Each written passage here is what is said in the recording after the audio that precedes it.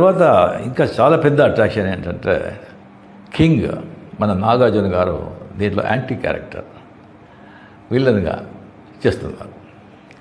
ఆ సబ్జెక్ట్ విని వెంటనే నేను వచ్చి ఆ క్యారెక్టర్ సైమన్ అది నేనే చేయాలన్న ఆశ. అంత నాకు ఎప్పుడూ విలన్ చేయాలంటే చాలా ఇష్టం. విలన్ కదా బేసిక్గా. ఆ క్యారెక్టర్ ఎవరు చేస్తారంటే అది చాలా స్టైలిష్గా ఉండాలి అండ్ ఫెంటాస్టిక్ క్యారెక్టర్. అది కరెక్ట్గా డైరెక్టర్ గారు వచ్చి ఒక 6 months ఆ క్యారెక్టర్ని ఎవరిని కావాలని చెప్పి దాని తర్వాత నాతో సార్ ఒకరితో మాట్లాడుతున్నాను. 6 times వచ్చి మీటింగ్ అయిపోయింది, సిట్టింగ్ అయిపోయింది, ఎలాగైనా ఆయన వచ్చి తీసుకొచ్చేస్తాను అని చెప్పారు. నాకు ఎవరు అని దాని తర్వాత ఉండే సార్ గుడ్ న్యూస్ ఏంటి సైమన్ క్యారెక్టర్కి యాక్టర్ దొరికారు. ఎవరు? నాగార్జున.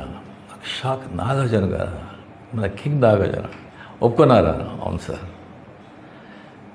నాకు వచ్చి ఏమైనా డెఫినెట్గా డబ్బు ఇచ్చి ఆయన వచ్చి ఏమైనా యాక్టింగ్ చేస్తారని నేను లేదు. కోట్యాధీశ్వరుడు డబ్బు కోసం ఆయన యాక్ట్ చేయడు. ఎందుకు అవసరమే లేదు.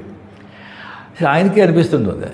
ఐ థింక్ ఎప్పుడూ మంచివాడిగా చేసి ఎన్ని రోజులు మంచివాడిగా చేసేది ఒక చేంజ్ ఉంది, చేస్తామని ఈ పిక్చర్లో ఆయన ఒప్పుకొని ఉన్నారు. చాలా 33 years అయింది అనుకుంటాను ఆయనతో నేను పిక్చర్ చేశాను నేను. దాని తర్వాత ఈ పిక్చర్లో ఆయనతో నాగార్జున గారితో పనిచేసేది.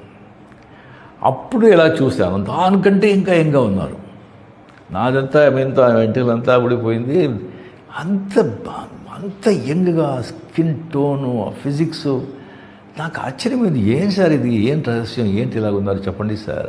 సార్ ఏముంది రజనీ గారు, రెగ్యులర్ ఎక్సర్సైజ్, స్విమ్మింగు అండ్ కొద్దిగా డయట్ అండ్ 6:30 దానిపైన వచ్చి మేము డిన్నర్ అంతే. దాంట్లో ఫినిష్ అయిపోయాలి. ఇంకొకటి మా ఫాదర్ ఆ జీన్స్. ఇంకొకటి మా ఫాదర్ చెప్పింది ఏది విషయాలు పెద్దగా డిస్టర్బ్ చేసుకోవద్దు, హ్యాపీగా ఉండు, జరిగేది జరుగుతుంది అని. అది ఆయన రహస్యం.